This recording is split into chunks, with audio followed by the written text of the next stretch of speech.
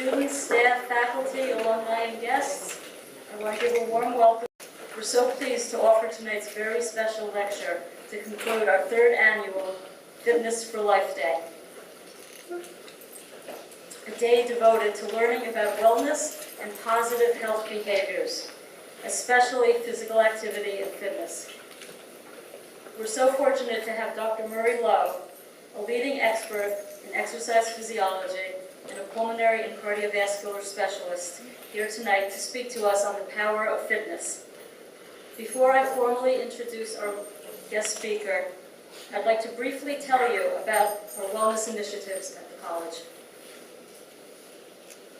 Today, September 23rd, look familiar? This was this morning, our third annual Fitness for Life Day. It began this morning with a 1-mile run-walk event, bringing together well over 100 students, staff, and faculty. We had a terrific turnout, and everyone who participated had the opportunity to test their baseline aerobic fitness level at the start of the school year.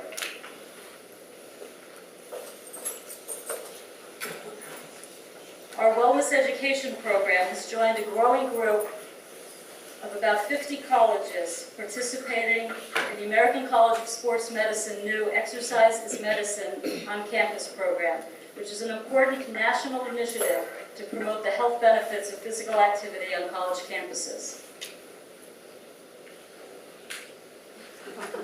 Colleges across the United States, like the College of New Rochelle, are joining the Exercise is Medicine on-campus program because there is growing awareness that along with the rest of the U.S. population, college students have become increasingly sedentary and today are much less active than earlier generations.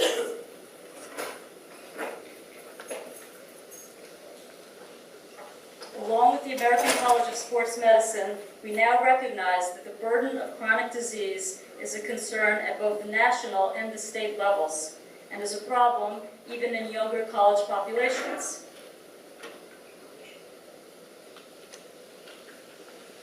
As you can see, physical inactivity and poor diet, lifestyle behaviors that we can impact, are the second leading cause of death in Americans. The good news, as we're going to hear tonight shortly, is that we can change this.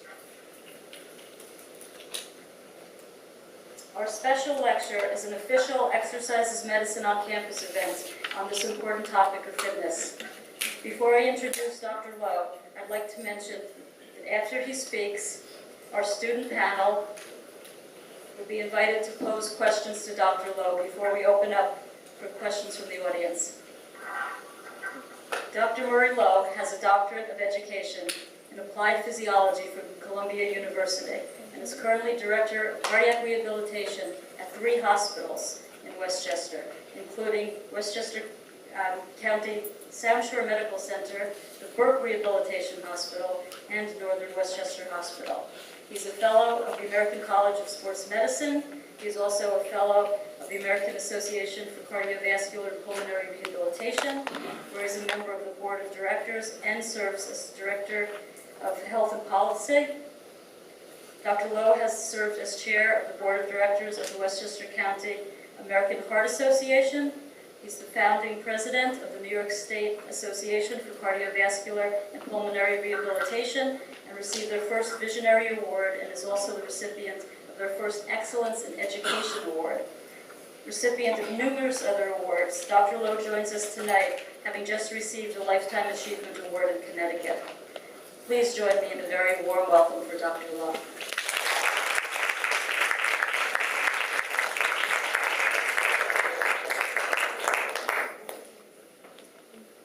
I always worry that that I look better in person than I do from those photographs. Right. Okay. I have some fun tonight here. It's going.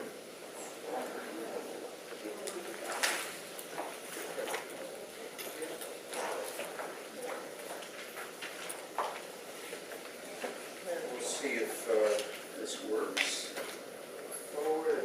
Yep, we're in business. I don't like to stand in any stationary position, so are you okay with hearing me or without a microphone? Yes. Okay, super. You know, I'm going to present some information to you today. Some of it is funny and some of it is quite serious. And it's backed with what we call evidence-based medicine.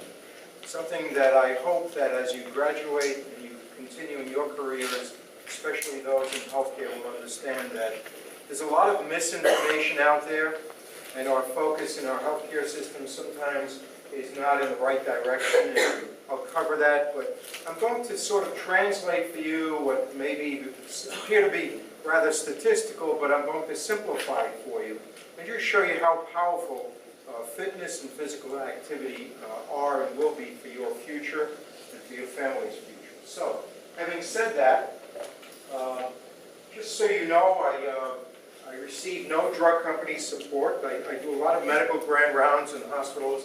We always see, you know, the physician is supported by Merck and Pfizer and so on. And I guess they don't think exercise is all that important to sell. I prepare my own slides, and this, of course, is the only product I have, which is to encourage physical activity. So I just want you to know I don't think that health is just one thing. It's many things. But especially this evening, I will focus on this component of healthcare called fitness. This model here is what I call my three-legged stool for health and well-being. We have great focus on pharmaceuticals.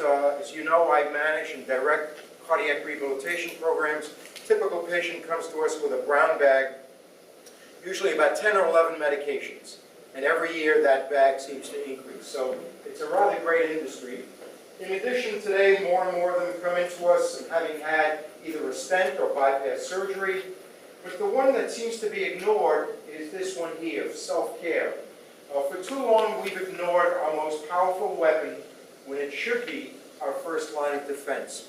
It's interesting, patients come to us and they say, oh, I've got the best cardiologist in the world, or I'm taking the right medication. But the last focus they have is what power they have to care for themselves. So they somehow think that if they take their statin medication to reduce their cholesterol, they're safe. If they've had bypass surgery, they're safe. And they don't understand that, for example, coronary artery disease is a progressive disease. If statin medications such as Lipitor were the answer, then no one would have a second heart attack. In fact, statin medications such as Lipitor, as an example, or Zocor, reduce mortality by about 20 or 25%. And I always say to patients, well, what about the other 75%? So I really try and focus on self-care and ultimately give people responsibility for themselves. I think we make a real big mistake when our patients or even our students somehow become dependent on us. Dr. Wall didn't mention, but I'm a professor emeritus at City University of New York. And I taught a class called Fitness for Living. And students would get an A at the end of the semester. And they felt really good about it. And I always told them, that's not what made you successful. What will be success is when you come back to me 10 years from now and say you were still involved in fitness for yourself. And that's an important measure in cardiac rehab. Because it's not a question of getting physical therapy or cardiac rehabilitation for 3 months. Is what responsibility will you take for yourself to take care of yourself for the rest of your life? So, lifestyle interventions is what self-care is all about. Anyone recognize this picture? The perfect storm. Don't you go to the movies here? Okay. The perfect storm. I see in this country a two-part perfect storm. The first and the two-part perfect storm is related to a very toxic lifestyle. And the first part is this one over here. Some of you may have seen this. It's called dietary excess. This is a real perfect storm for this country in terms of where we are headed and what the cost will be, not only to us, but to our children. This, if you notice, was published in 1995. A very famous artist here, but we already saw in the 90s that there was a very serious problem in this country, and you notice the title of this was The Girth of a Nation. I got real nervous when I saw something else. Why do I show you National Geographic? What do we usually have on the covers of National Geographic? You know, elephants, cheetahs, tigers, animals. Well, in 2004, I got real nervous because look at what National Geographic had, the heavy cost of fat. When National Geographic is talking about obesity, we are in big trouble. And one of our problems is we have incredible marketing. You are marketed day in, day out. Our kids, when they go to McDonald's, they get a prize for going to McDonald's. They get a little toy because they had French fries and hamburgers. And of course, you don't know that those French fries are so wonderful because they're saturated with sugar. You know, they spray sugar on those French fries. Anybody have some? The other part is, you know, we've, especially students, have really gotten accustomed to, this is almost a typical American breakfast. You know, a donut, a cup of coffee, bacon and eggs. And of course, when my patients come to me, they don't brag about the food in the restaurant. They meet with me and they say, you've got to go to this restaurant because they have the largest portions you're going to find anywhere. So our focus is not on the quality of the food, but how big the serving size is. Now, mind you, yes, this is a little exaggerated, but I'm not sure it's really that exaggerated. And of course, what this leads to is this, what we call this epidemic, or part one of the perfect storm, the obesity. And what's worse is that there's now data to show that our children will probably live a life that's shorter than their parents. And that's pretty frightening also. And in fact, you see it again in Time magazine recently, our supersized kids. Now, biologically, we were hunters and gatherers. We were geared to eat only when food was available. Right now, food is available all the time. Some of you probably have some in your pocketbook or knapsack. So what are the current solutions? Well, this appears to be a very famous current solution, which is everyone wants a magic pill. I was telling Dr. Wall that my son-in-law is an endocrinologist up at Yale. And patients come into him thinking their obesity is always related to their hormones, and that there must be some pill that will solve the problem for this right over here. That somehow what you take in or how much you burn can be compensated for here. And we keep finding out over and over, when you've been in this, quote, business long enough, you realize it's very hard to fool Mother Nature.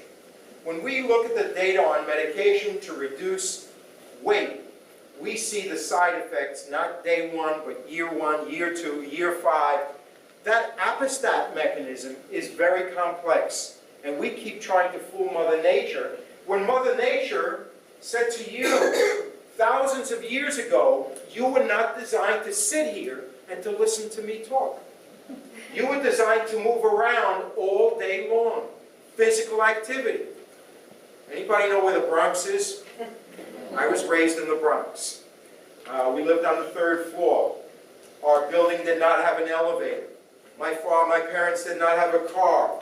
I walked to school. There was no busing. There was activity. My grandmother lived to age 100. Of course, she picked the right mother and father. But she was always physically active. We tell our elderly people, relax, take it easy, don't move. We don't understand that biologically we were designed to be used, to move. Instead, we try and make our life more comfortable. And it says here, this is typical, relax. I'm planning to ask the doctor to supersize my cholesterol medicine. Once again, the patient wants someone else, the nurse, the doctor, the professional, to take care of them. We need to give that responsibility back to patients. And of course, if you've been around long enough, if you come to my library at home, you will see hundreds of books on weight control. If any of these books worked, the person who wrote them would be a gazillionaire. He'd be richer than Microsoft. So something is wrong when you go to Barnes & Noble and you will find hundreds of books on losing weight. But how come then we're getting heavier? So, we now resort to this. This is an ad from, in fact, Central Medical Center, bariatric surgery. I just heard a speaker, a surgeon speak this afternoon. We're doing about 200,000 surgeries a year now where we ban the stomach.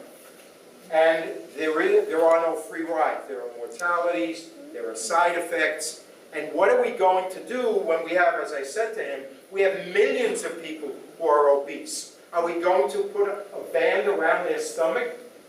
Not to mention what the cost is, about $12,000 for that surgery. Well, part two of the perfect storm is this. Part two is that, as I said to you, we were biologically designed to move, to be physically active, and yet we're doing more and more of this right over here. In effect, we have experienced a very, very rapid reduction in physical activity. This is the way it used to be, and this is the way it is now. You know, we've gone from the Stone Age to the Information Age, and people do a lot of sitting, and by the way, there are published studies showing a high correlation between the weight of the pet and the weight of the owner. True, not exaggerating. And of course, we do a lot of sitting at work, not just at home. And of course, guess what else our kids are doing at home? Sitting. Sitting and sitting. And of course, we have these great new technology gadgets. You know, you've seen them if you've gone to some cities for touring. So I got real nervous when I saw this and they're shopping. So now we have a little less walking to do. And this is the classic. This is absolutely the classic. I have patients who come to me in cardiac rehabilitation and complain to me because they have to park the car too far away from the cardiac rehab center to go and exercise. Do I need to repeat that? They park too far away, they have to walk too far to go to exercise. Think about that. Scary. And of course, this is a nice one here, how the internet changed my life. But if you think I was scared with this, I was really scared because a couple of years ago, my wife and I went to Italy. And, you know, in Italy, they have these beautiful little villages, and people walk up and down, and people 95 years old, there's no buses, they walk with their canes. But this got me nervous. Because when you give the elderly computers, guess what they will stop doing? Exactly. So, for years, your teachers kept telling you to settle down and sit still. You can stop now. I think that's a message we really have to deliver. So in effect, what we've done is we have systematically engineered physical activity out of our everyday lives. That's what we've done in this country, and you'll see it now in all the developing countries too. It's funny, I will be speaking in China in November to the 9th largest city in China, 9 million people. But I was talking to the cardiologist there, and they now have an epidemic of obesity, and they have summer camps for children in China. Now, if you look at some old pictures of China, everyone was on a bicycle. They are outlawing bicycles in Shanghai. In Beijing, there are millions of cars. Why do you think we're paying more for gas? So they're catching up with us, not to mention probably a 75% smoking rate here. So I call the dilemma here the wheels of life. It starts out real nice over here, and then we get a bicycle, we get a little exercise, and suddenly you're 16 years old, you get a license and you're driving. People are driving you, then you drive yourself, then you retire when you drive, then you can't walk anymore, you get a scooter, and then you get some more. Wheels of life. So in effect, I would suggest to you that diminished physical activity and dietary excess are leading our nation to a financial health disaster. We can only afford so many bypass surgeries, so many stents, so much medication, and we're blaming our president, whether he's Republican or Democrat, and we're worried about health care. We're doing this to ourselves in many, many ways. And if we don't solve the lifestyle issue, we will not solve, in my opinion, the financial burden. So a healthcare system to the rescue with dollar bills up here and a lot of fancy stuff going on, and people's medicine cabinet typically looks like this.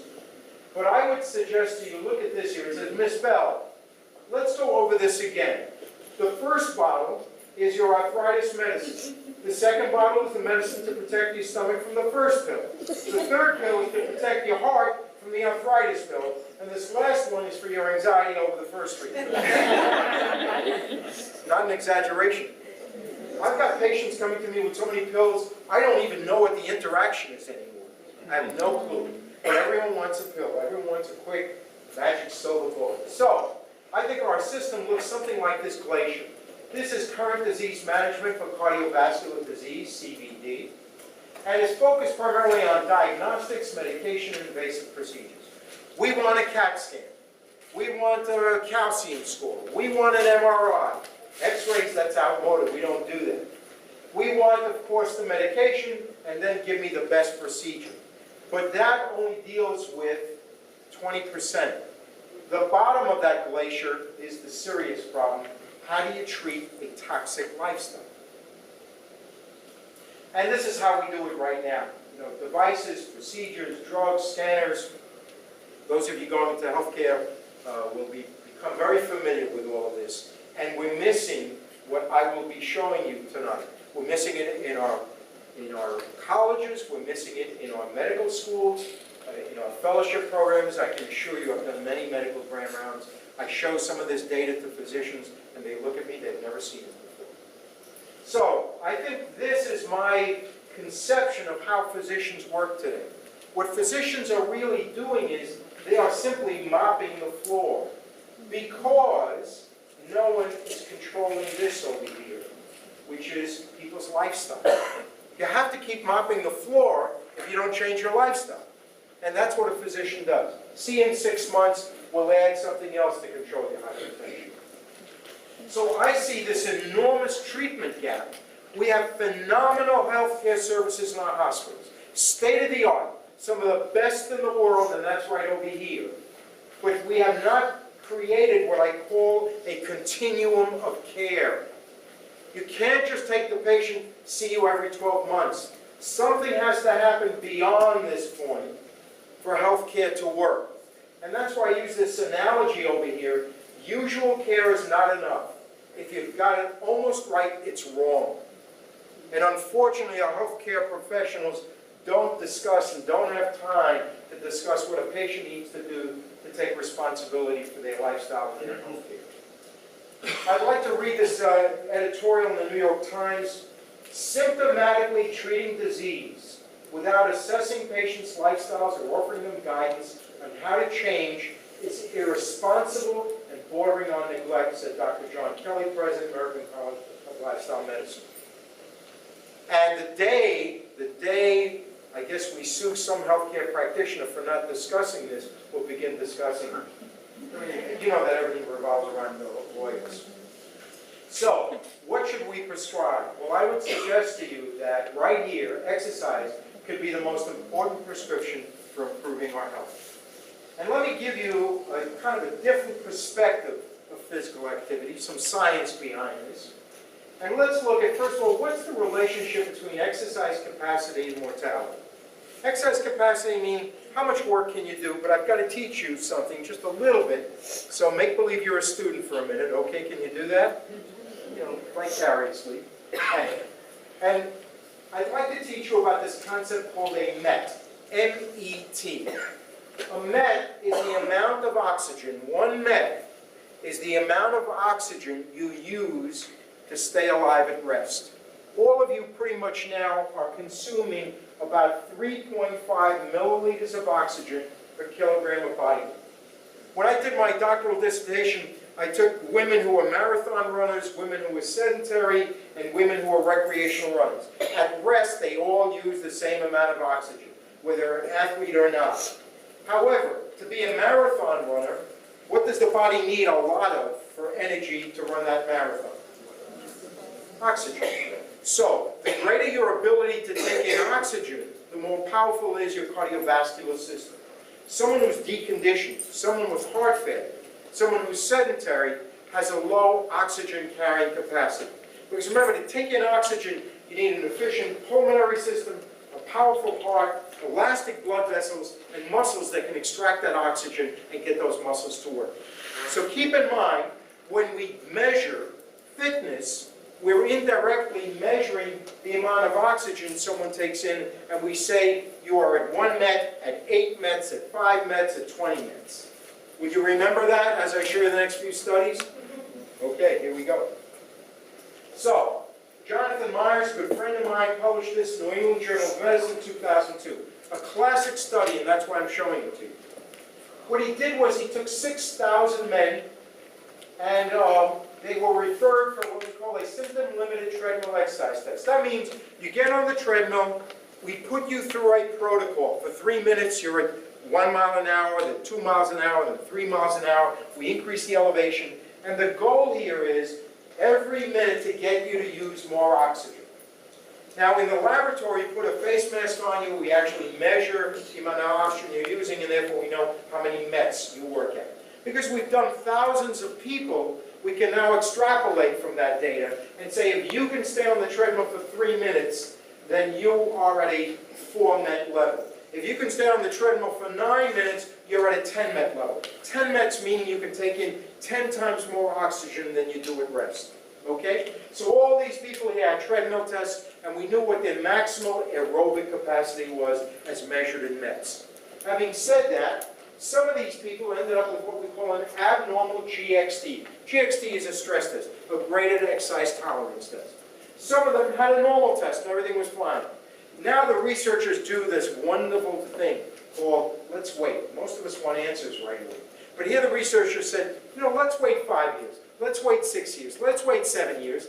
And let's see how many of you are still alive 6 and 7 years later. And for those who died, what was their fitness score before they died? And for those who were alive, what was their fitness score? In addition, we took this room here. Not only did we measure your fitness, we also measured what's your blood pressure? What's your blood sugar level? Are you a smoker? Do you have COPD? Are you overweight? Is your cholesterol high? In other words, we had a full profile about you. Okay? Here we go. Fascinating, fascinating data.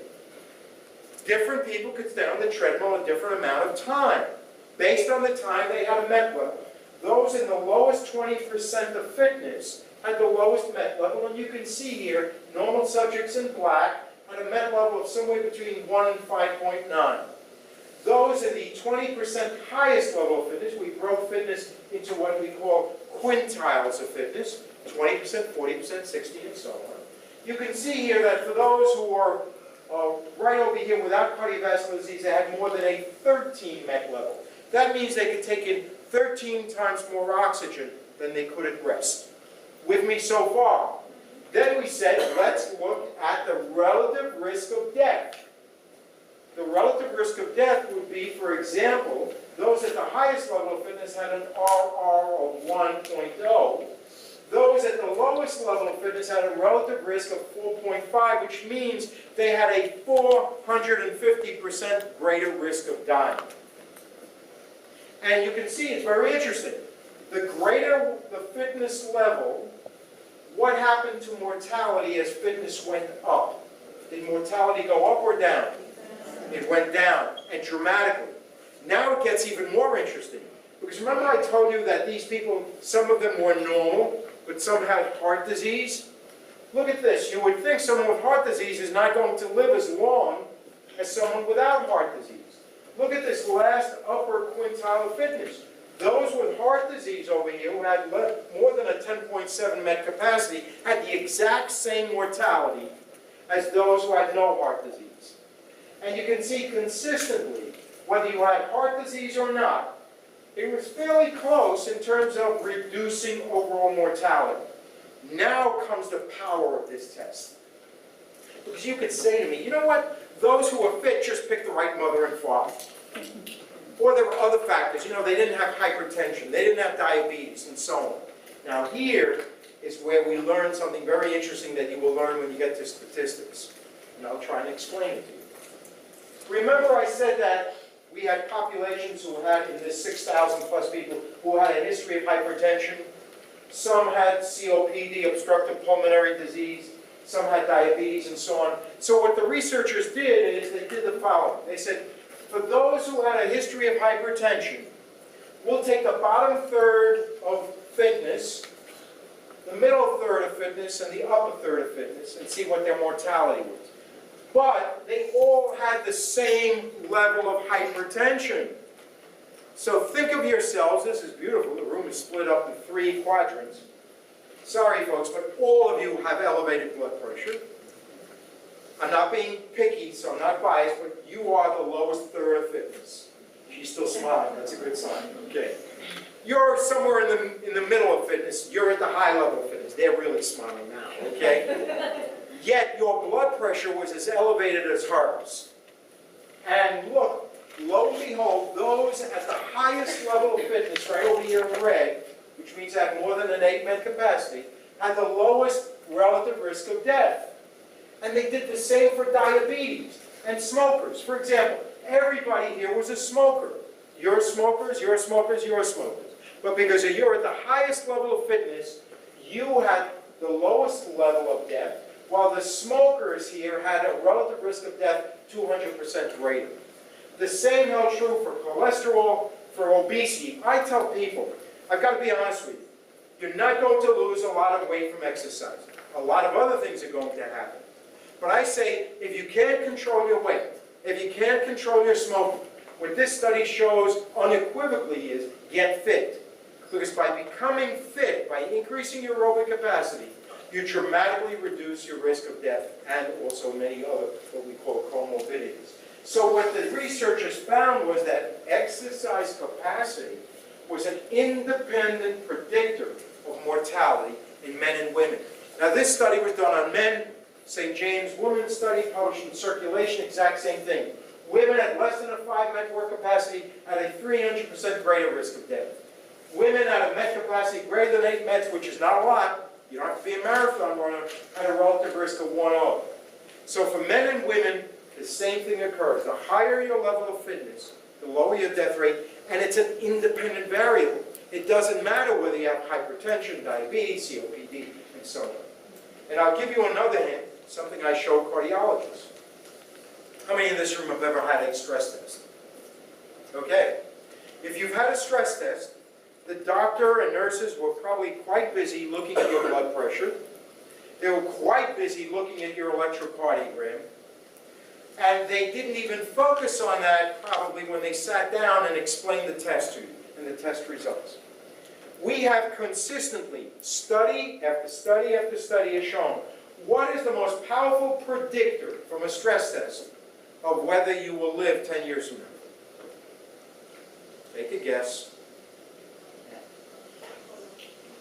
It's the number of minutes you were able to stay on the treadmill. Because that is your MET level. The most powerful predictor is not your electrocardiogram. I don't care if you have arrhythmia or not. I don't care if you have heart failure or not. It doesn't matter if you have hypertension, if you're a smoker, if you're obese. The number of minutes on the treadmill. And it's something we don't teach our physicians because we don't focus on fitness. And any good cardiologist will say, that's right, Dr. Lowe is correct. That is the most powerful predictor of future mortality and morbidity is how many minutes you stayed on the treadmill. Instead, we focus on, oh, your electrocardiogram was normal, go ahead on vacation, come back in 6 months, that kind of thing. We have an approaching tidal wave. How many here are going to be involved in the healthcare system, hopefully, in the near future? Yes. This is your tidal wave. This is what you're going to have to deal with. Something called, anyone want to guess what 47 million people have? Metabolic syndrome. Metabolic syndrome is the catastrophe waiting to happen. Metabolic syndrome consists of these 5 risks: a waist circumference greater than 40 inches for men or 35 for women, blood pressure elevated, high density HDL, which is low for both men and women, triglycerides that are elevated, and blood sugar levels that are elevated. If you have 3 out of those 5 risk factors, you're in deep trouble. And we have 47 million people. Why are you in deep trouble? Where is this going to lead us? Well, this kind of is a message. Independently impressive, but together extraordinary. If you just have elevated blood pressure, don't get too nervous. But if you have a combination of those risk factors I showed you, you need to be worried a lot. Because metabolic syndrome is a ticking time bomb. Metabolic syndrome leads to diabetes, type 2 diabetes to be specific. And in fact, right now we've got about 24 million people with diabetes, and most of these diabetics are type 2 diabetics. And the type 2 diabetes started with the metabolic syndrome for most of these people. And what's worse is that diabetes leads to, it's a ticking time bomb because, you ready for this statistic? 2 out of every 3 people with diabetes will die from coronary artery disease. It's an astounding figure, whether it's type 1 or type 2. So, we've got 47 million people headed down this road. And what we need to do is, could fitness be the first step prescription for metabolic syndrome? Because I'm going to show you some data on heart disease, but what if we can stop it sooner? What if we can increase fitness, and does fitness have any effect on metabolic syndrome before we get to the diabetes, before we get to the heart disease? So let's look at two important studies that were published within the past few years. First of all, can cardiorespiratory fitness decrease the mortality risk associated with metabolic syndrome? By the way, this is what I was talking about, where they measure your oxygen uptake, and then from this know what your MET level is. This is an interesting study published in the Archives of Internal Medicine. Now you've got to change hats now. You've got to become health professionals when I show you this study, okay? So here we go. Peter Kaczmarek published this, and it was the first study to explicitly test the hypothesis that fitness decreases, attenuates the mortality risk associated with metabolic syndrome. So what he did here was, he took 19,000 people. I always love a study that has a large N, because the more people you have, you read the New York Times and USA Today and the Daily News, and they say, oh, look at this will do this, and then you find out 20 people were in the study.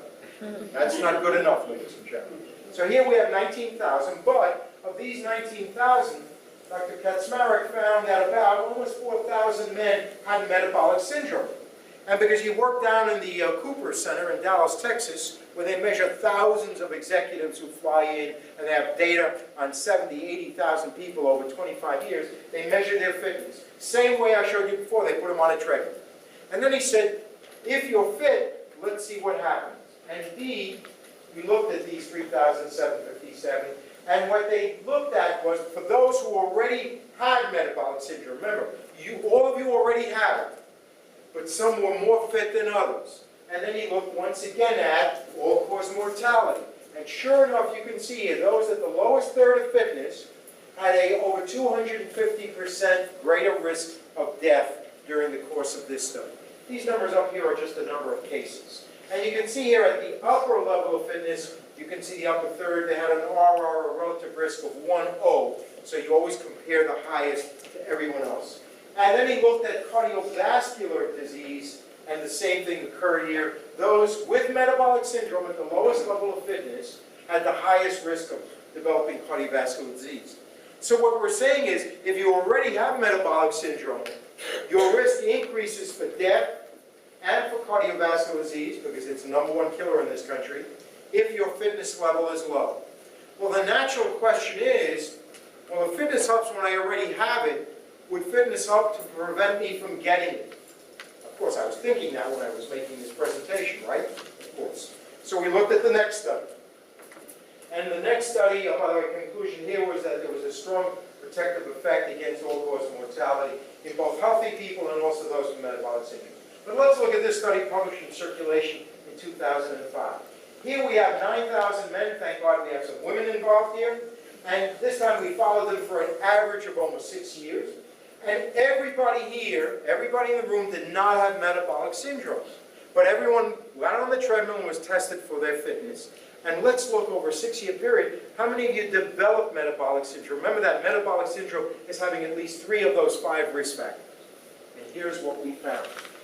Sure enough, you know where I'm going, those at the lowest third of fitness had the highest rate of developing 636 cases of developing metabolic syndrome. Those at the highest third of fitness had the lowest incidence rate of developing metabolic syndrome. And the only reason the bar graphs are shorter here for women is that we have fewer women in the study, but it's the exact same relationship. Women at the lowest level of fitness, highest rate of developing metabolic syndrome. In effect, and this really gets interesting now, see if you can follow me with the data here. Because we looked at hazard ratio, the risk of developing metabolic syndrome. And what we looked at men over 50 and women over 50. Look at this. If women were over 50, and if they were at the highest level of fitness, they had a 74% reduction in the risk of developing metabolic syndrome. We don't have any medication that does that. We don't have any surgical procedure that does that. This is fitness, developing fitness. Conclusions here. inversely related to developing metabolic syndrome and fitness association with strong graded and biologically plausible. Clinicians should counsel their patients to become more physically active as part of the primary prevention of metabolic syndrome. Can lifestyle changes prevent diabetes? Well, remember we said metabolic syndrome leads to diabetes. I was involved in the next study of one of my rehab programs, and this was published in the New England Journal of Medicine. It was called Reduction of Incidence of Type 2 Diabetes with Lifestyle Intervention, or metformin. Have any of you heard of metformin? Metformin is a first-line medication, and a good medication, for treating people with type 2 diabetes. It works. But, as you know, in our healthcare system, do we run to fitness first, or do we run to medication first? Of course. So this study said, you know what, let's see which works better. And what they did was they had a randomized study. They put 1,000 people here into lifestyle, which was eating what we call a DASH diet of fruit and vegetables and low-fat eating, plus 150 minutes of physical activity every week. That's about 30 minutes a day. The other arm of the study was placebo, and one received metformin. And then we wanted to see, getting this metformin, 150 minutes of exercise, we wanted to see how many of them after 4 years developed type 2 diabetes. And sure enough, you can see 31% risk reduction by metformin. So metformin works. There was a 31% reduction in developing type 2 diabetes for this high-risk group.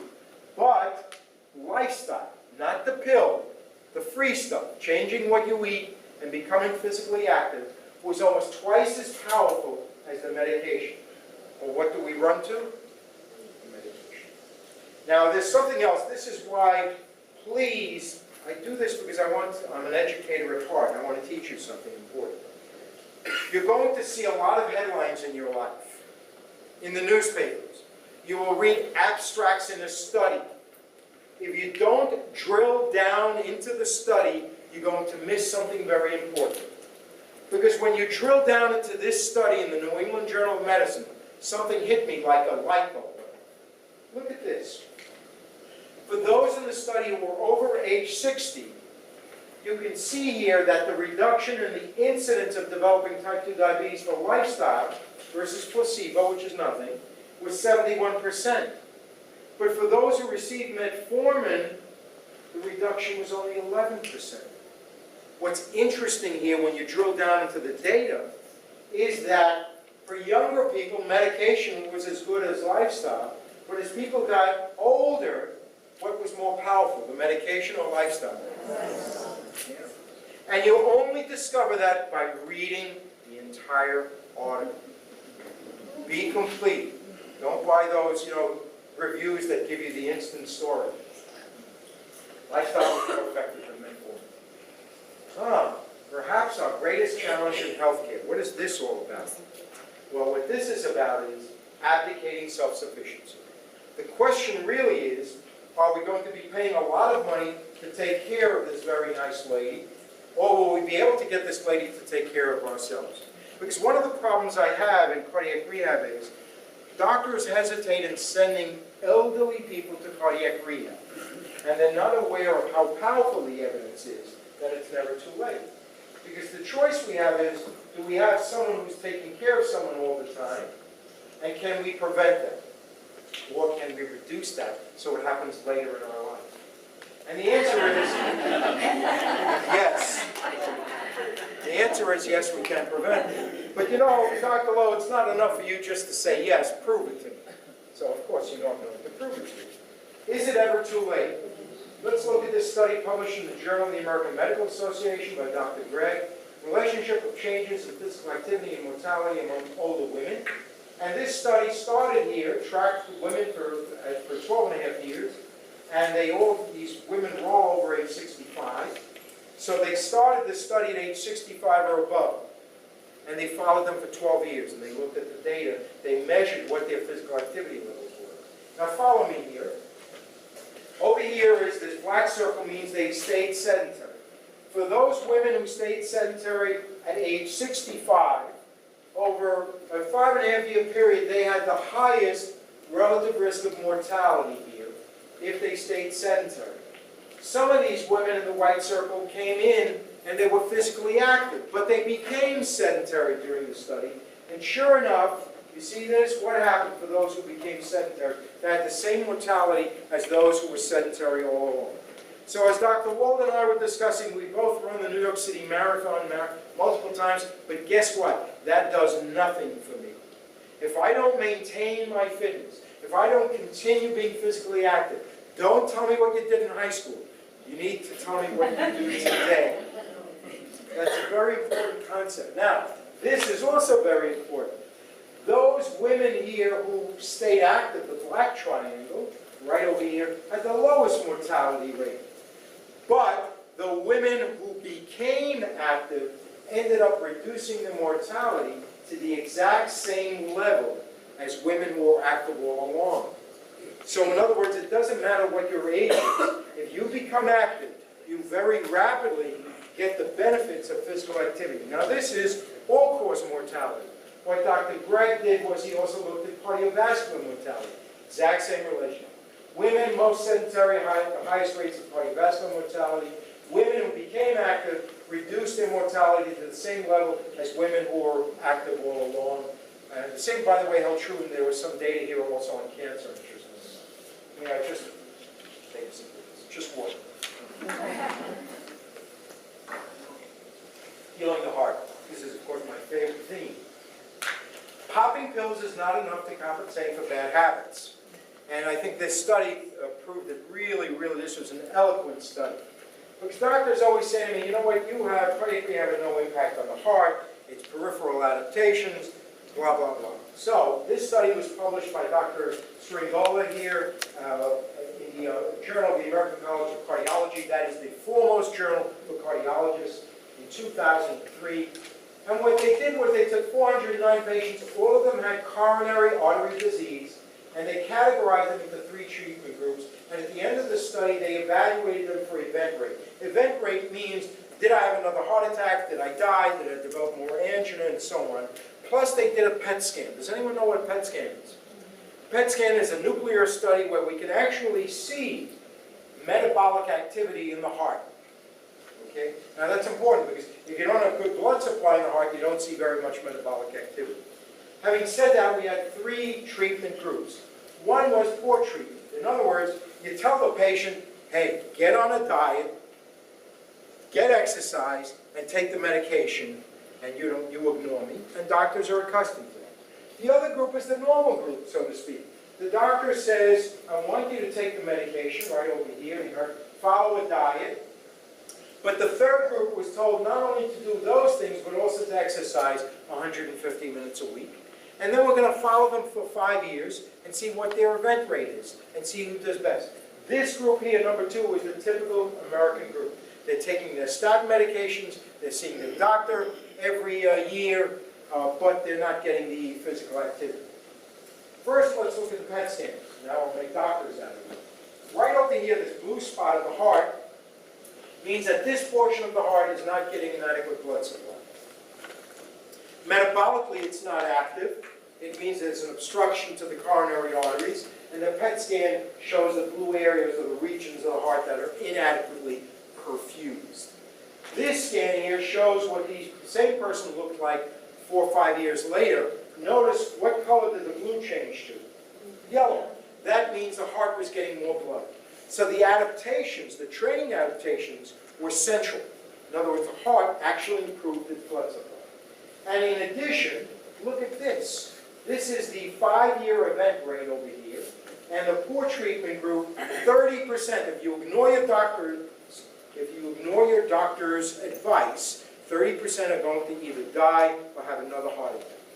If you follow your doctor's advice, 20% event rate. If you follow my advice, you end up with a 6% event rate. Look at, these are profound numbers.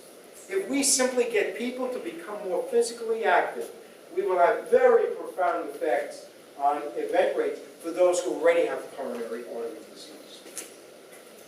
And of course, repairing hearts. So, right now, the hot thing, and I remember when I first started in cardiac rehab in the late 70s, everyone, if you had any heart disease, you had bypass surgery. Today, you have heart disease, they right away balloon you, and then after the balloon, they put a stent in you, and we keep it open. Now, this is called stenting or percutaneous intervention. And this is how we open up the blood vessel when it's obstructed. What most lay people don't know is, because they don't get this test, is something called IVUS, intravascular ultrasound. When you go into the artery, you discover, lo and behold, ultrasound, so we see pictures of the inside wall of the artery. We discover, guess what? Heart disease isn't this one little place where we put a stent. Heart disease is everywhere. It's a systemic disease. It's not something just in one corner of one coronary vessel. So patients come to me thinking, aha, I've got a stent over here, this little thing that's a centimeter long, and I'm cured. And what they don't see, if they could see with IVUS, is that these plaques here are throughout the blood vessel. They may not be obstructing, but they're there. And 50% of heart attacks in either case occur with people who don't have significant obstruction, but end up with what we call plaque rupture. But that's for another presentation next year. So, just to show you, the COURAGE trial was a beautiful study, published in New England Journal of Medicine in 2005. Not to confuse you, but the essence of it was, for those patients who got optimal medical treatment, didn't get a stent, at the end of 4.6 years, medical therapy had the same death rate and second MI as getting a stent. Same rate for stroke, same rate for acute coronary syndrome, same rate for non-fatal. In other words, getting optimal medical therapy was as good as getting a stent. But what does our healthcare system do? Everybody gets a stent. That'll be X number of dollars. Thank you very much. Okay. This is a fascinating study, if I don't mind saying so. Can prevention surpass intervention as the first treatment modality for patients with obstructive coronary disease? Obstructive disease means that a coronary vessel has enough obstruction that you're not getting enough blood going to the heart. This study has never been done in the United States. I'll let you figure out why in a minute. This study was done by Dr. Reinier Hambrecht in Germany. It was published in Circulation, which is the journal of the American Heart Association. And what they looked at, they compared, they took, would you volunteer, all of you, for this study? Just say yes. I'm sorry, all of you again have heart disease. I'm going to randomize you. I'm going to close my eyes, you go here, you go there. You're getting exercise, you're getting a stent. You're getting exercise, you're getting a stent. Randomized study, 100 people. And then we wanted to look at the end of the year who did better. Remember, all of you have the same amount of obstructive disease. So you all have heart disease. Same amount. We've already catheterized you and done angiography to see how much the obstruction is. And we've equalized it, now we've randomized. So half go to exercise for 12 months and don't get a stent.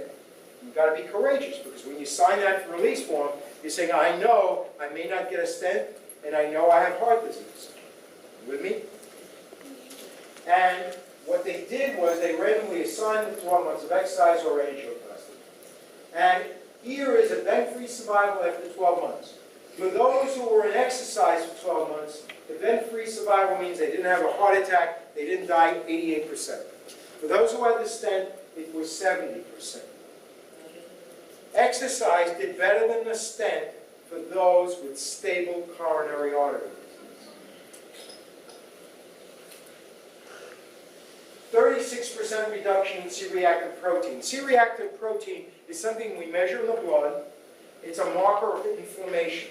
When you have coronary artery disease, you have inflammation in the inside walls of the arteries. We can see that with C-reactive protein. But you've got to be careful, because when you run a marathon, you'll see elevated C-reactive protein also. But it's temporary, it's passive. In addition, stents cannot reduce this inflammatory marker. In addition, there was a lower rate for doing this program for exercise than it was for stents. And remember I told you all those things about having high level of fitness? Well, exercise increases your fitness. Having a stent doesn't. By the way, Dr. Hambrecht tried doing this study. I was just in Europe a few months ago. He tried repeating this study and got funded for it and couldn't complete it. You know why? Because the hospitals wouldn't feed him patients, because the hospitals lost money every time they couldn't put a stent in someone. So one of the realities of life. This is, I think, probably the most powerful study I will show you tonight. published just last year in the Journal of American College of Cardiology. Dr. Jose Sawaya, a really terrific researcher, and colleagues here from Harvard and Brandeis University did this study. Ready for this number? 600,000 Medicare recipients. They looked at 600,000 Medicare recipients who had a heart attack or bypass surgery.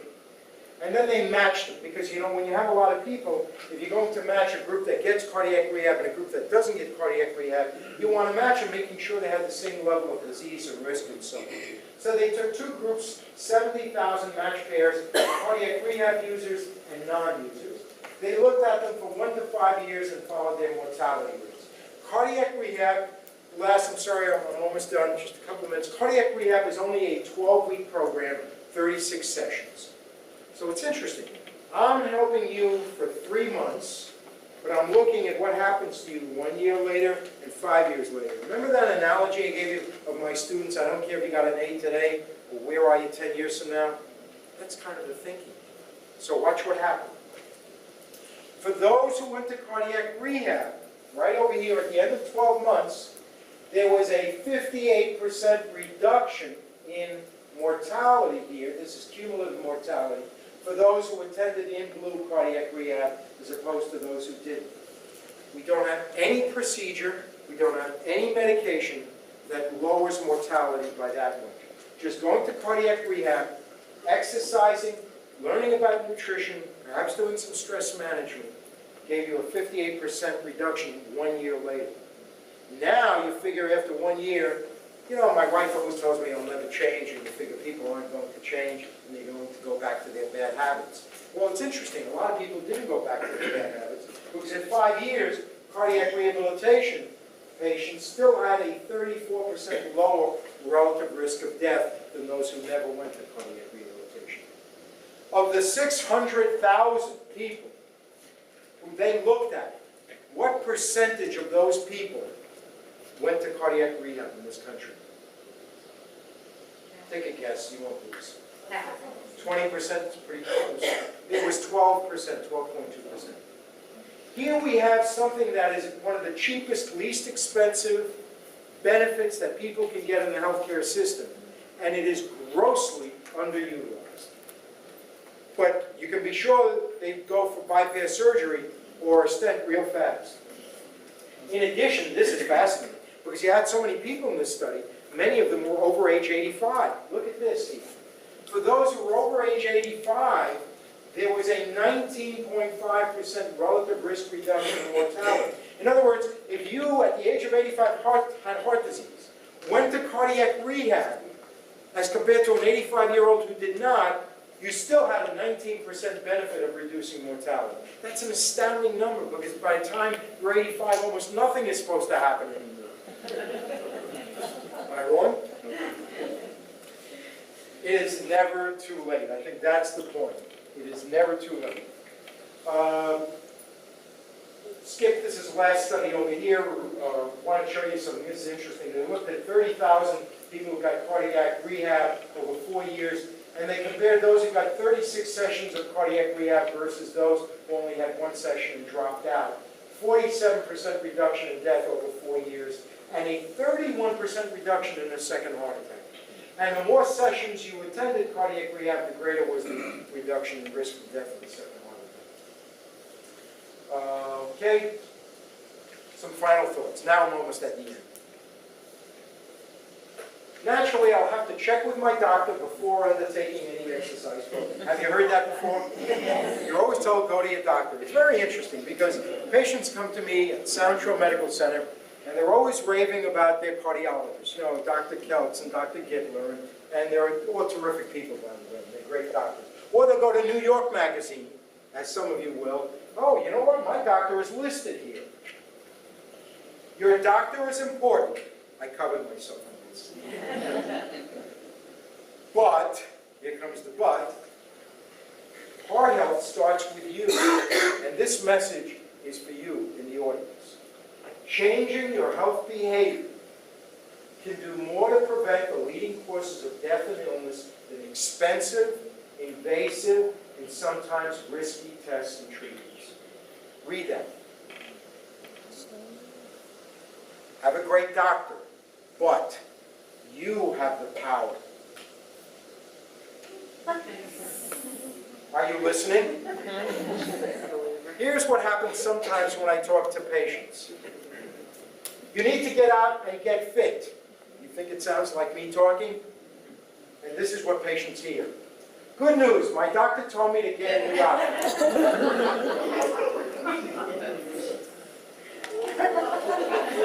That's the bottom line. This is the bottom line, right over here. That's all I'm saying. Use it or lose it.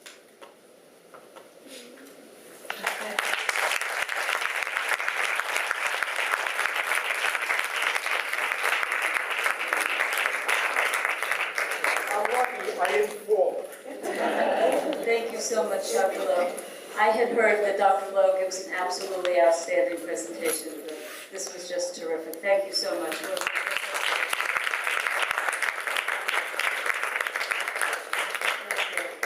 And for my research class who's here tonight, I want to thank Dr. Lowe for reinforcing some of the concepts that we've been discussing. And by the end, a couple more weeks in the semester, and you'll be analyzing these studies, and hopefully with as much finesse as Dr. Lowe. I'd like to invite our panel up. Some of our questions that we worked on for Dr. Lowe have been answered during the course of this presentation, but I'd like to invite my student panel, Alyssa Beasley, Christine Cady, and Sasha Morgan, to come up and introduce themselves and ask their questions. These are all wellness coaches who've been working with me during the course of the year. They've done an outstanding job.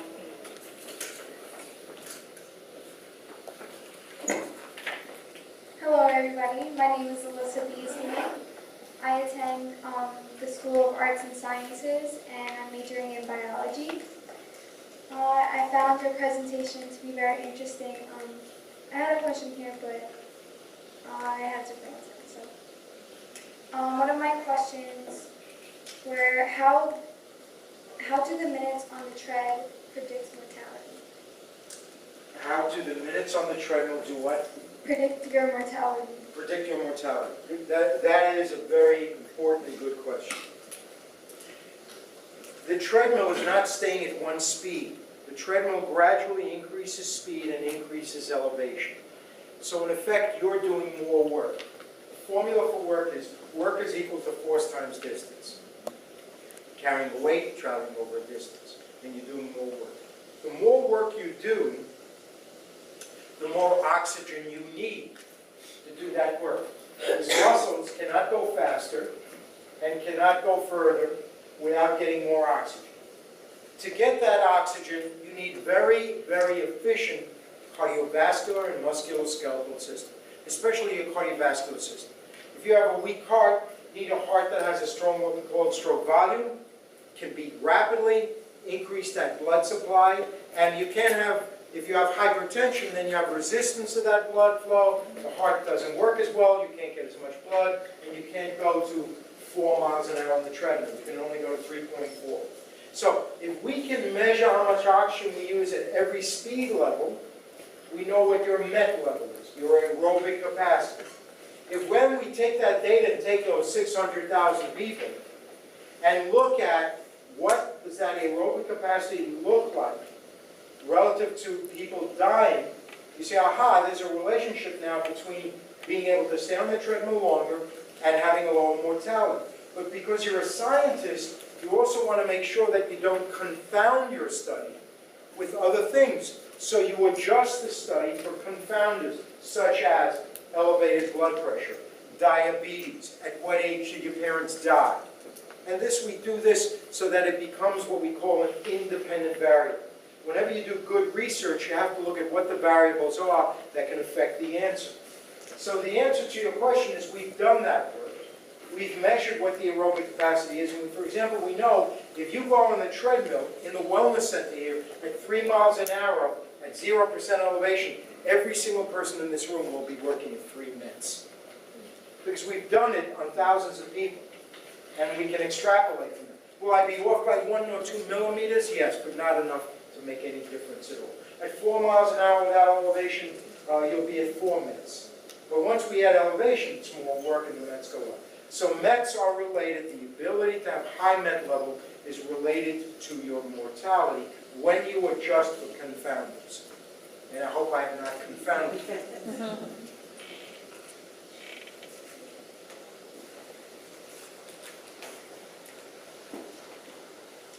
I'm Christine Katie, and I'm a freshman in the School of Arts and Sciences, and my major is biology. As a freshman in college, I'm already really busy with classes and lots of other things. And maybe except for the athletes, lots of students don't seem to get much physical activity or exercise. As a public health problem, what can be done about this? Yeah, that's very, again, an excellent question. I was up at Northern Westchester Hospital in Mount Kisco last week. Has anyone ever been to that hospital? Do you recall what sort of signs they have in front of the elevators by chance? They put them up recently. The signs by the elevators say, "Why not take the stairs?" And they have done studies. If you remember that LA fitness, they have done studies. If you put up a simple sign by the elevator and say, "Take the stairs for your health," you will get a big transference of people in the hospital. People are saying, "Why am I taking the elevator one flight?" How many people do that, 1 or 2 flights? So what you need to do is, I think sometimes we've been so focused on joining Jack LaLanne, fitness centers, that we forget that part of physical fitness is activities of daily living. Because the data we have shows it's cumulative calories burned per day that will determine fitness, not just working out in the wellness center. Now, I'm not telling you don't go to the wellness center. Because what the wellness centers have become for us today is a way to compensate for what we used to do naturally all day long, which is move and walk and do. So if you notice, for example, what did I do today when I gave this presentation? I was moving. At home, I use my cordless phone, and people think I'm nervous, but I move because I'm very, very conscious of the fact that when I park far away. You did not do me a favor by telling the security guard to send me a spot. I was willing to go anywhere. But you know, what I'm saying is it's the little things. So you've got to begin looking at, how do I build activity into my daily life in addition to my workouts? Which means you've got to do less sitting, more standing, more walking, make believe the elevator doesn't exist. Purposely park your car as far away from the school as possible. Because one of the things we see also with the obesity issue is these people are getting much less activity, and then it becomes a vicious cycle. Because as they gain more weight, it becomes harder for them to do more physical activity. So it's very challenging. Not to mention the fact that you're challenged all day long with that slide that showed marketing. Some of our schools have the worst food imaginable. So my answer to you is, build activity into your daily life. And you will be amazed at how little steps make a big, fat difference.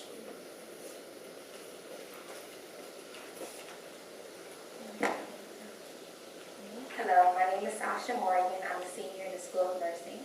I have 2 questions.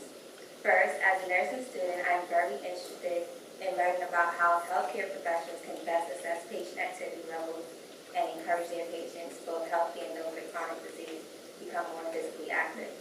Why do you think healthcare professionals have not been very successful in promoting physical activity, and how might nurses do a better job? My second question is, my grandma...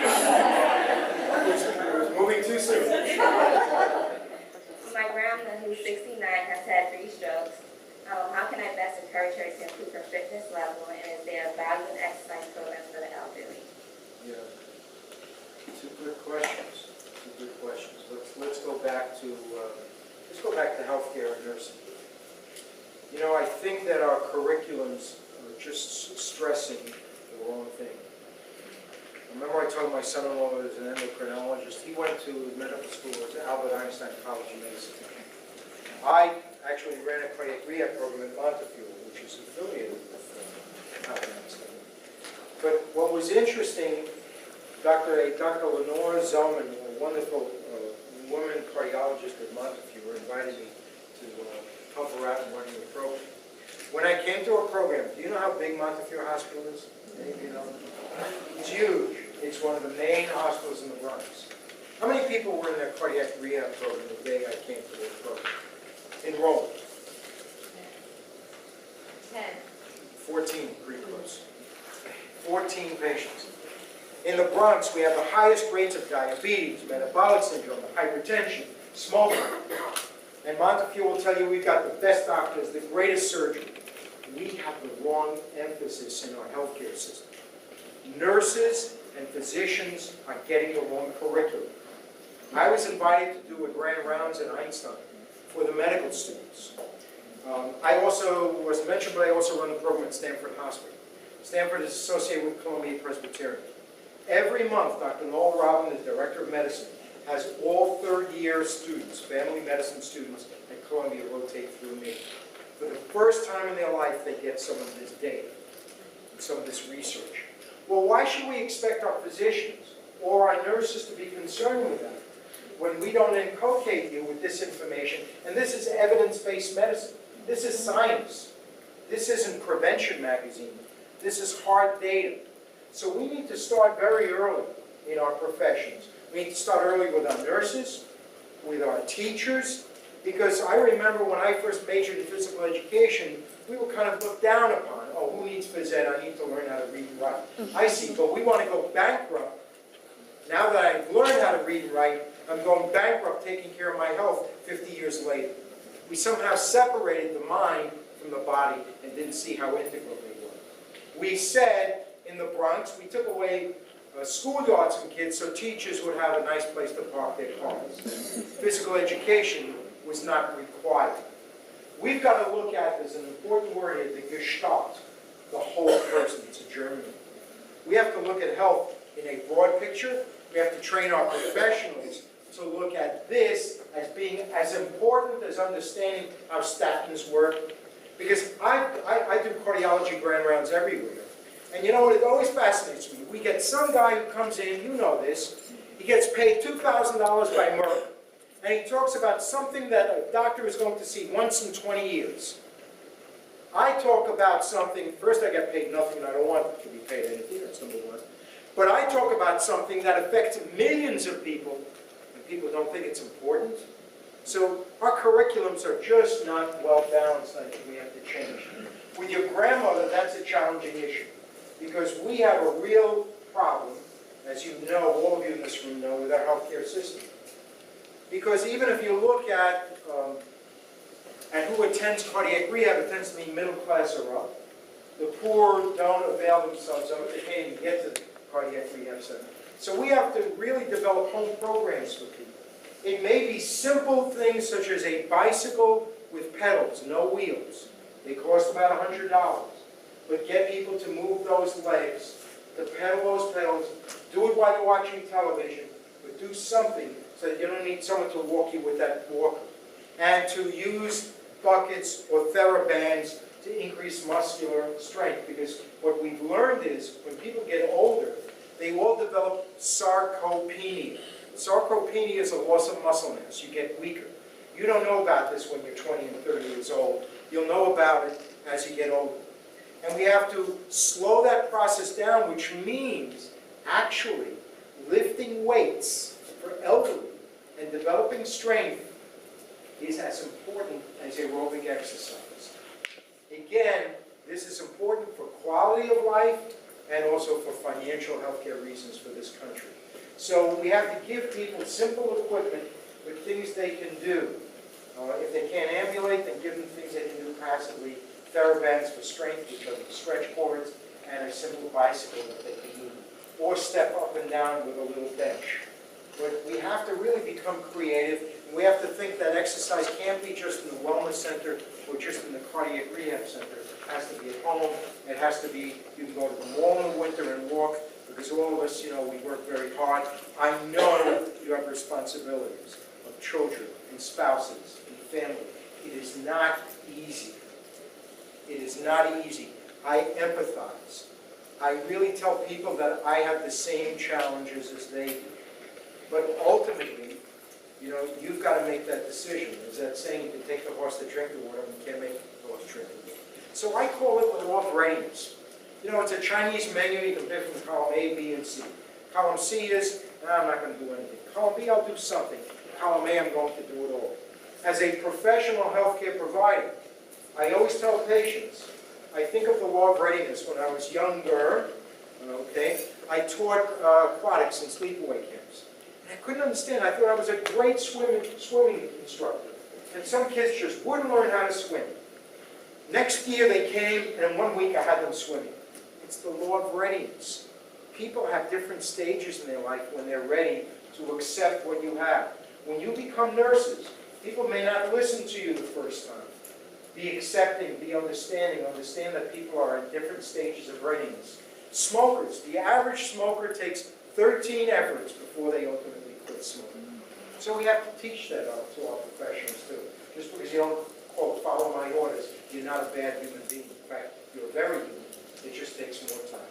But I don't have one answer, there are many answers.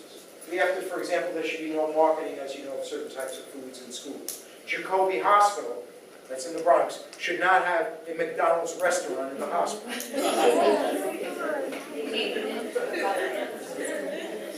don't want to ask you what they have here. Don't get defensive. It's you know, setting it all over. It's little signs in the hallway. Take the stairs for your health. Those kinds of things. Questions from the audience? Thank you. Those are all very good questions.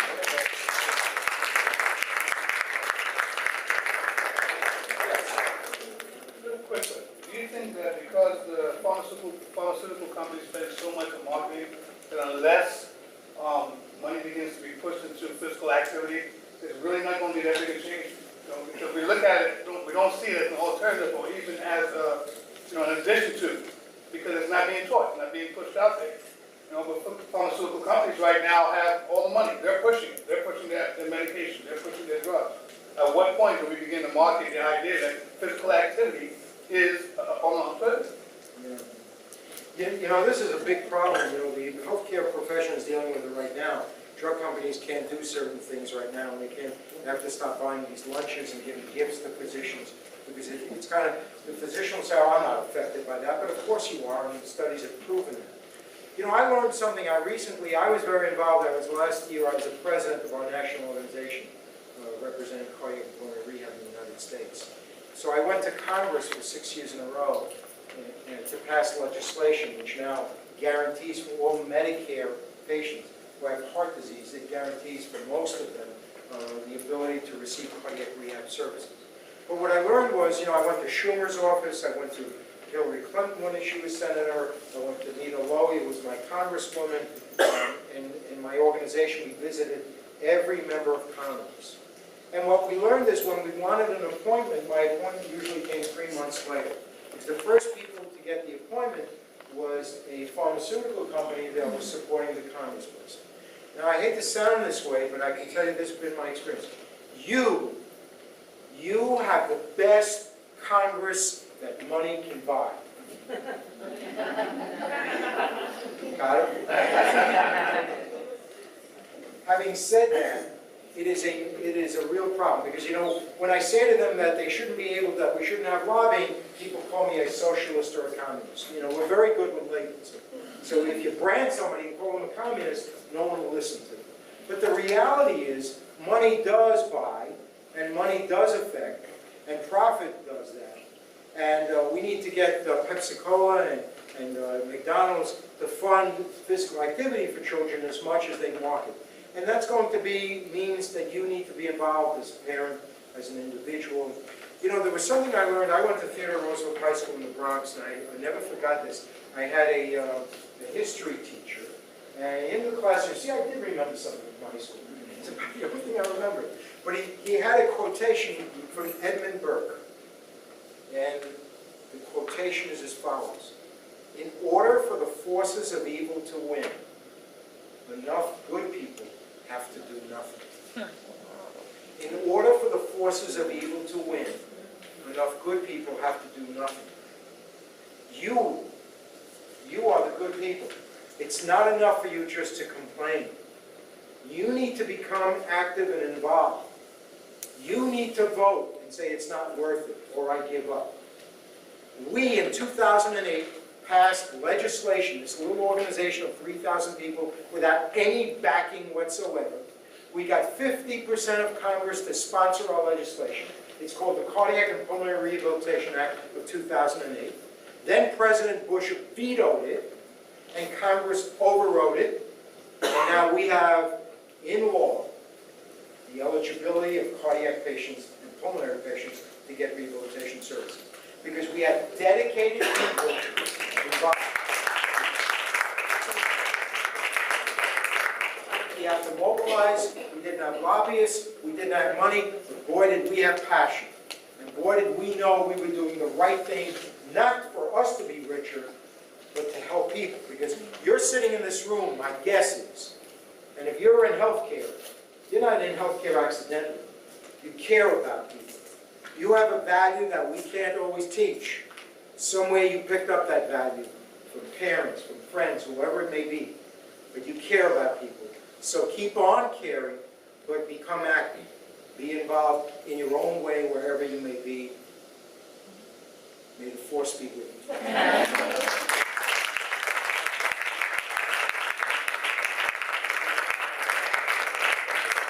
I'm not running for office.